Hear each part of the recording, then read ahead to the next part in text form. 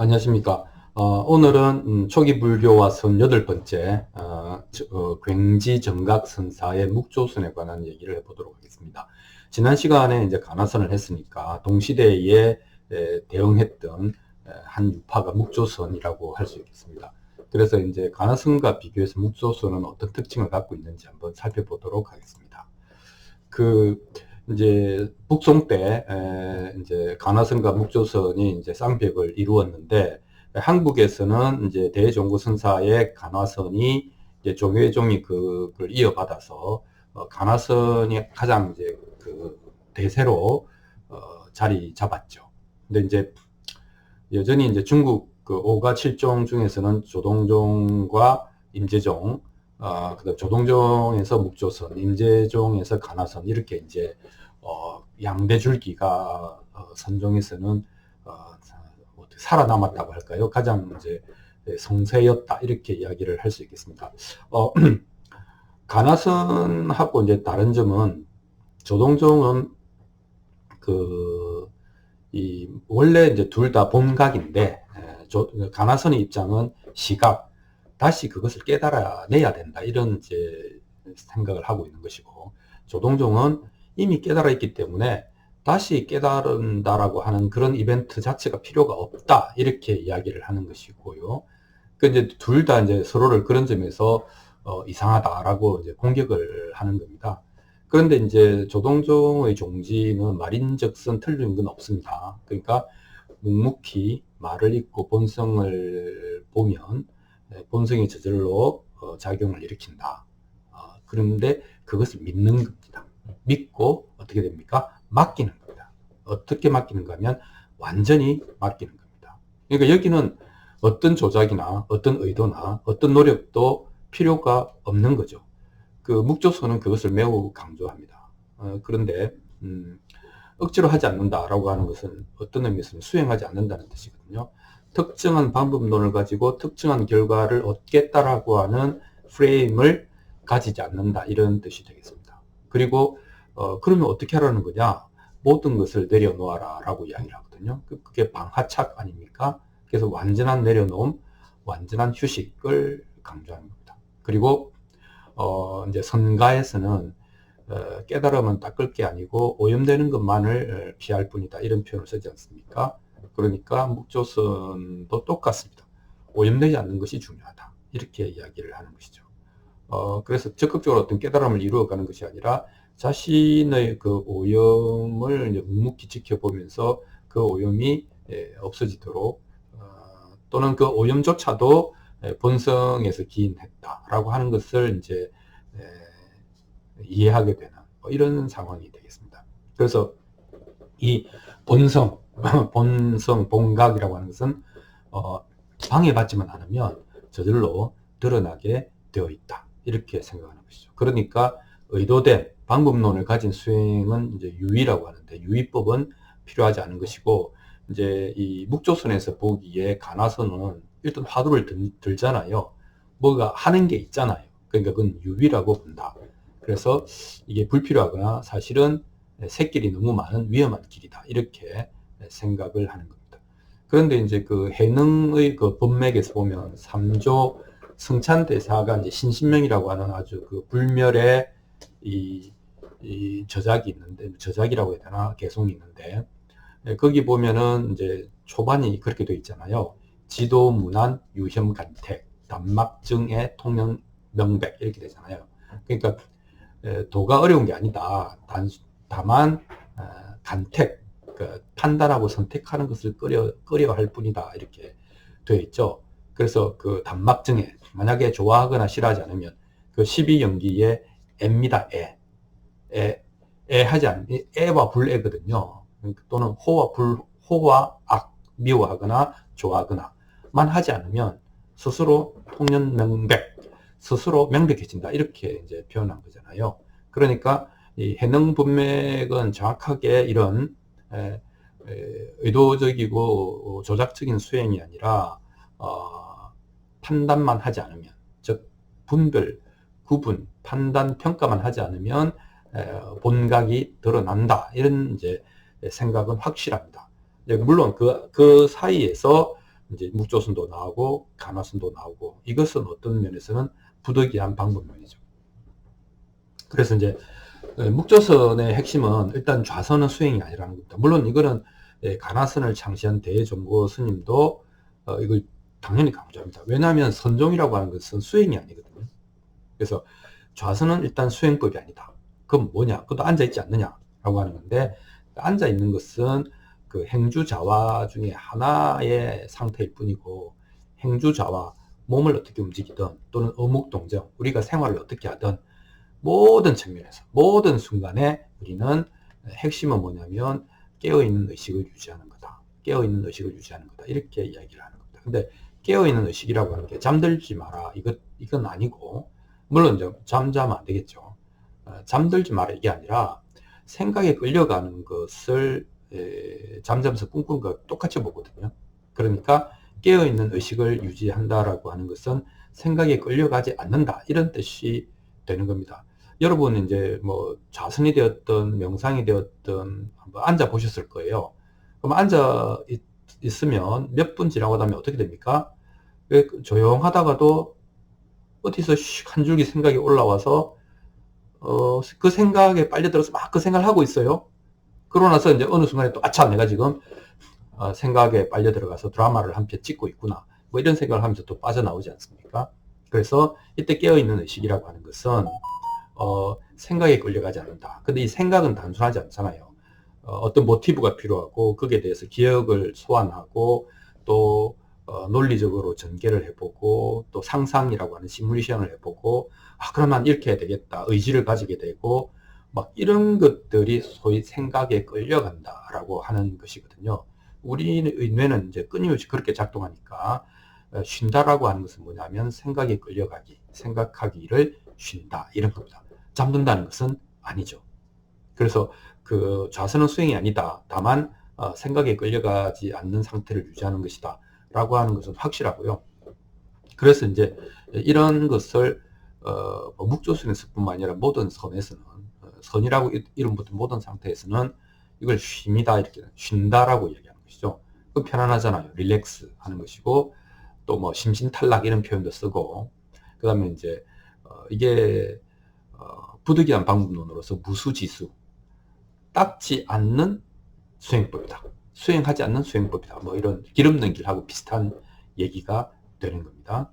그리고 이제 의도하지 않는다라고 하는 것을 중요하게 생각하는데, 그저 존재하고 그저 깨어 있을 뿐 어떤 깨달음에 대한 기대도 하지 않는다. 깨달음을 기대한다는 것은 또 어떤 문제가 있는가 하면 깨달을 자가 있는 것이죠. 그리고 깨달을 내용이 있는 것이죠. 이러면 또 세계가 쫙 갈라지지 않습니까? 그러니까 세계가 나와 그것으로 갈라지는 것 때문에 모든 번뇌가 생기는 것이고, 이 우주와 합일되어 있는 나라고 하는 존재는 우주만큼 큰 것인데, 또는 우주 자체인데, 어스킨 디프, 피부 안쪽의 나로 쪼그라들어서 그 안에서 근심 걱정을 하고 있기 때문에 번뇌다, 이렇게 보는 거 아닙니까? 그래서 그런 내가 깨닫겠다라고 하는 생각 자체도 망상이다, 그렇게 해서 그런 기대도 하지 않는다. 그러면 뭐가 남습니까? 그냥 그대로 본성의 상태 그대로가 드러나고 발현된다, 이렇게 이야기를 할 수 있겠습니다. 그래서 이제 그것을 요즘에 심리학적 용어로 보더라도 아주 정확한데, 그것을 평상심이 도라고 했잖아요. 그건 어떤 상태냐? Non-judgmental awareness라고 합니다. 그러니까 awareness가 주의력이 깨어 있는데 non-judgmental, 그러니까 그 주의력의 대상이 없는 거예요. 그러니까 뭡니까?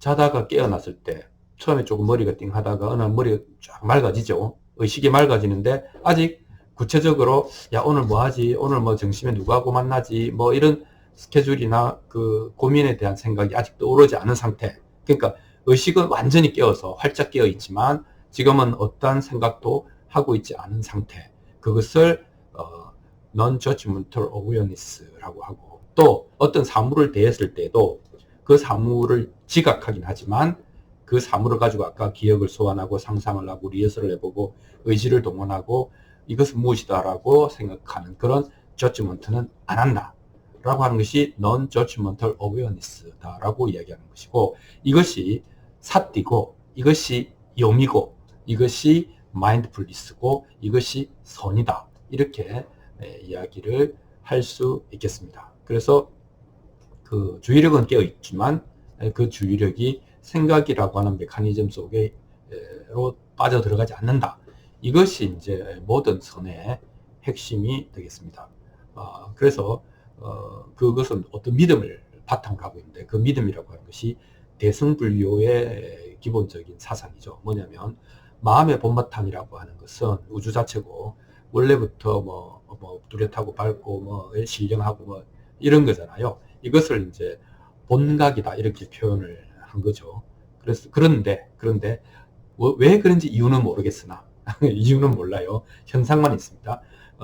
번뇌가 있죠. 우리가 번뇌가 있고 망상이 있고 이런 것들로 말미암아서 본성이 가려져 있어서 그 태양이 구름에 가려져 있는 것이다. 뭐 이렇게 비유를 하지 않습니까? 그래서 그러면 태양을 우리가 만들 수는 없잖아요. 구름을 걷어내면 되는 거잖아요. 그러니까 번뇌를 쉬고 묵묵하게 있으면 저절로 본래의 상태로 돌아가게 된다. 즉 본각이 드러난다. 이런 생각을 가지고 있는 것이죠. 그래서 따지고 보면 이것이야말로 믿음이거든요. 그걸 믿는 거 아닙니까? 근데 대승불교의 기본이 믿음입니다. 왜냐하면 대승기신론이라고 하는 것이 뭡니까? 대승에 대한 기신, 믿음을 일으키는, 그죠? 일어날 기자, 믿을 신자 아닙니까? 대승의 종지, 대승 사상에 대한 믿음을 일으키는 논문이잖아요. 그러니까 대승불교라고 하는 것은 이미 모든 것이 완전하고 이루어져 있고 라고 하는 것에 대한 믿음 없이는 출발할 수가 없는 것이다. 이렇게 이야기를 하는 것입니다. 그것이 뭐 중간불교에서는 공으로 이야기하고 유식불교에서는 순수의식으로 이야기를 하지만 어찌됐건 대승불교, 그 대승불교의 그 맥을 이은 선이라고 하는 것은 어떤 종류의 선이 되었든지 간에 모든 것은 이미 완전히 구현되어 있다라고 하는 믿음. 그 믿음은 신앙과 같은 믿음이죠. 그것을 무슨 논리적으로 증명할 수 있는 것도 아니고, 그렇게 믿어야 그렇게 되고 그것을 실감하게 된다. 이렇게 이야기를 할 수 있는 겁니다. 그런데 이제 그 중국에서도 노자는 이런 말을 했거든요. 노자가 뭐 도가도 비상도 이렇게 언어적인 인지적인 표현만 한 것이 아니고요. 벗어날 수 있다면 그것은 도가 아니다. 이렇게 얘기했거든요. 그건 뭐냐면 도라고 하는 것이 천지 만물의 근원이고 천지 만물 그 자체이기 때문에 대성에서 얘기하는 불성, 진여, 법신 뭐 이런 거, 공 이런 거하고 똑같습니다. 그것은 텅 비어 있고 형태도 없고 포착이 안 되고 언어로 표현할 수 없지만 모든 것으로서 나타나고 있다.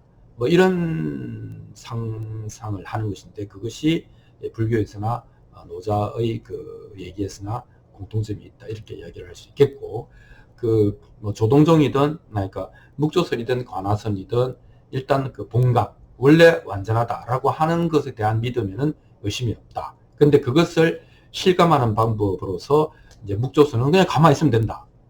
근데 가만히 있기가 사실은 쉽지 않죠. 우리가 생각할 때는 그냥 가만히 있는다고 생각하는데 가만히 있어 본 사람은 이해할 겁니다. 가만히 있는 것이 정말 어렵구나. 그래서 그 마음이 뛰어노는 것을 우리가 이제 발견하게 되는데, 그러면서 나는 집중력도 없나 보다, 뭐 평정심도 부족한가 보다 이렇게 생각하는데 선에서는 그것을 어떻게 이야기합니까? 그 뛰어노는 마음을 억지로 묶어서 억누르려고 누르려고 하지 말아라는 거잖아요. 허용해라. 완전히 허용해라.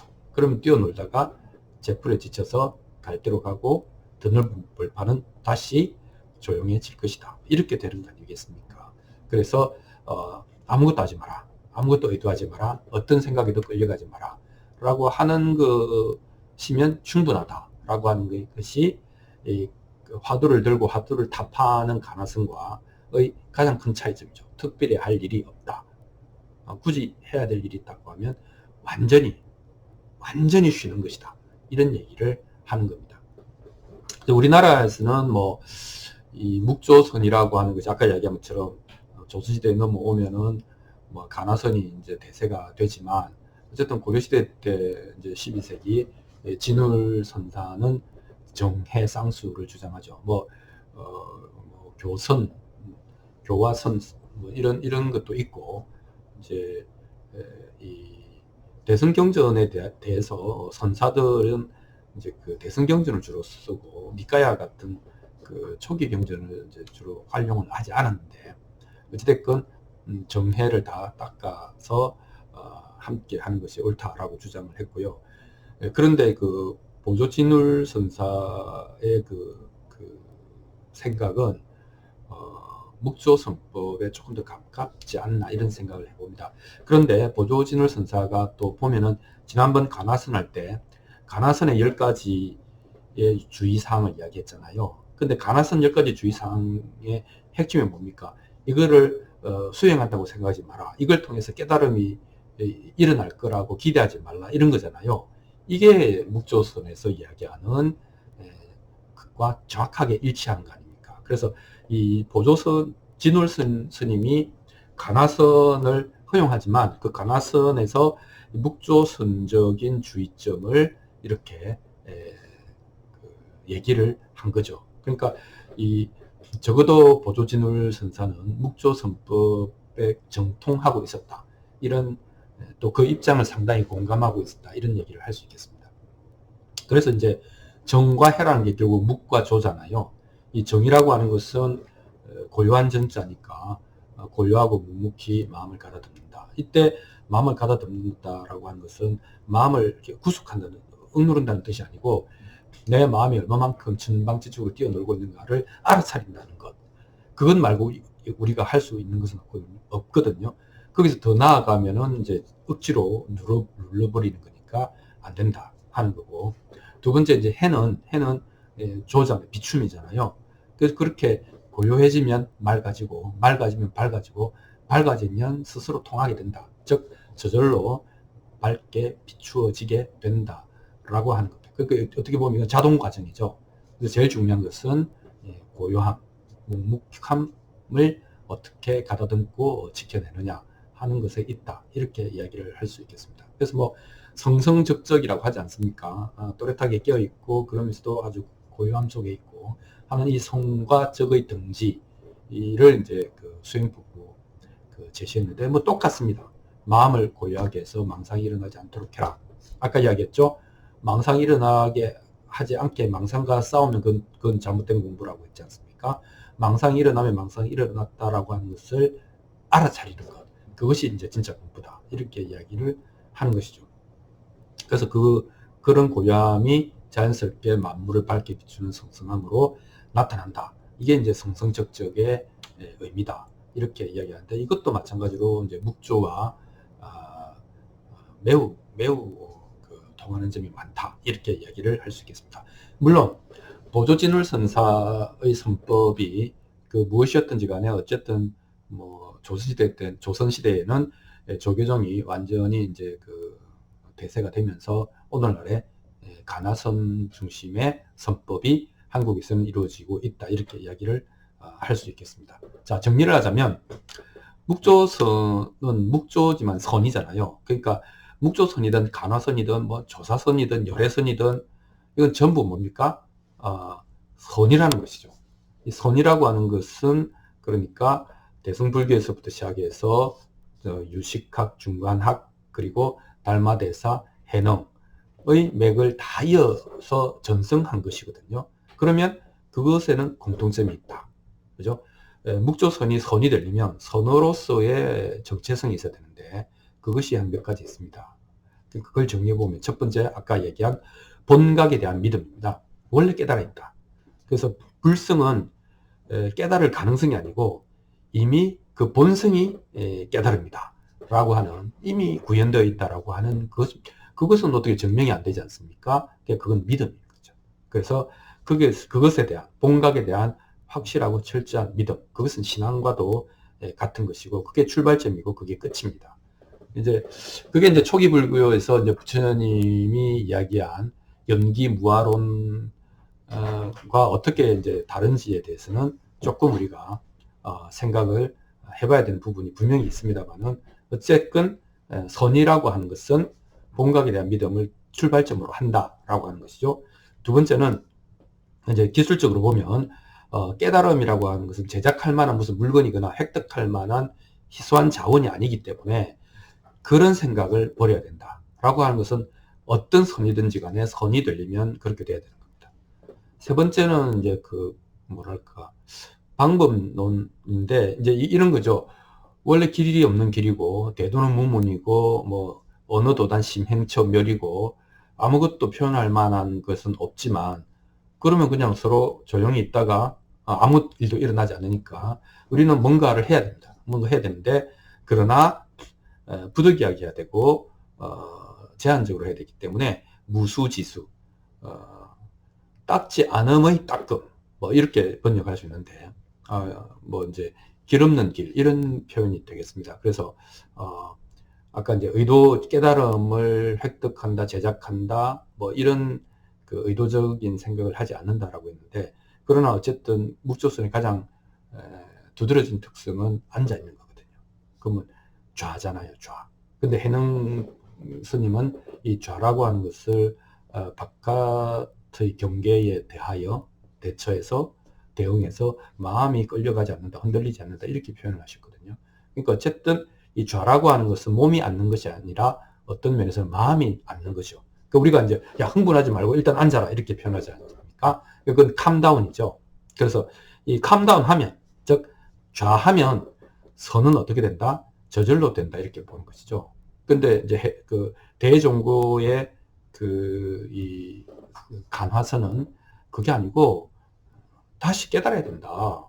화두를 들고 화두를 타파하면서 깨달음을 체험해야 된다라고 하는 것 아닙니까? 그러니까 저절로 된다 또는 이미 되어 있다 라고 하는 것까지 좀 생각이 좀 다릅니다. 어쨌든 그래서 좌와 선이 있다고 하면 좌가 되면 선은 저절로 일어나는 것이기 때문에 또는 그 원래 있는 것이기 때문에 선을 따로 할 필요가 없다라고 하는 것이 가능성과의 차이가 되겠습니다. 자, 이제 마지막 네 번째. 그러면 아까 앉는다라고 하는 것은 뭐냐? 그것은 몸이 앉는다, 뭐 면벽, 십년, 장자불알 이런 게 아니고 이 좌라고 하는 것은 심리적인 행위다. 그러니까 뭡니까? 마음이 어떤 경계, 어떤 것에도 끌려가지 않는 것. 아까 기억을 소환하고 상상하고 논리적으로 시뮬레이션하고 그래서 의지를 가지고 뭐 이런 모든 과정들 이런 것들을 하지 않는 것. 네. 그게 뭡니까? Non-judgmental awareness. 그죠? 그러니까 그게 세속적인 일이든 그건 물론이고 깨달음을 얻겠다라고 하는 비세속적인 일이든 똑같이 욕망의 프레임에서 벗어나는 것이죠. 즉 생각 프레임에서 벗어나는 것. 그럼 뭡니까? Non-judgmental awareness. 그죠? 대상이 특정되어 있지 않은 혹은 대상이 있다 하더라도 그 대상에 대해서 판단하지 않는 오로지 주의력으로 가득 찬 상태. 그게 마인드풀리스 아닙니까? 그게 사띠고 그게 손이다. 라고 이야기를 하는 것이죠. 그래서 묵조선도 매우 훌륭한 선이다.